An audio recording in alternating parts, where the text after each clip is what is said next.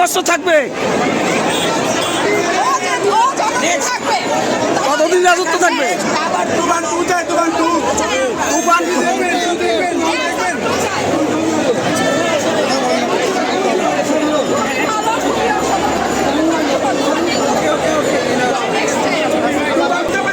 ভাইয়া বলতে হইব 120 টাকার টিকিট 300 টাকা দিয়ে দেখছি। তুফান তো তুফানে হইব।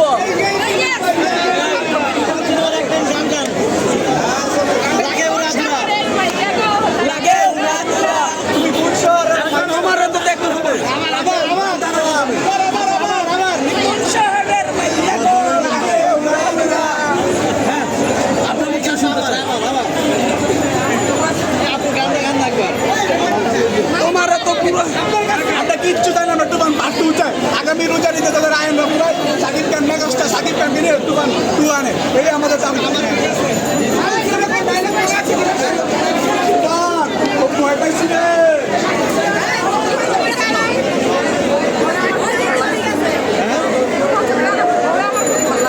ভালো লাগছে।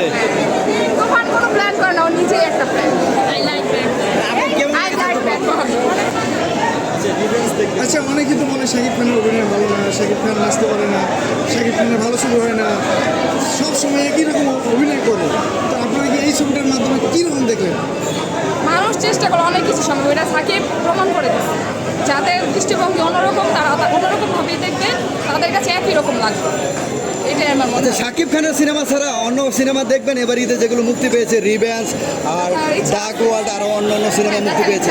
আজকে তুফান তো তুফান করে দেখে গেলাম, ওইগুলো দেখে ওইগুলো কি অবস্থা যাবো। আর রিভেঞ্জ সিনেমা দেখবেন? দেখবো, দেখার ইচ্ছা আছে।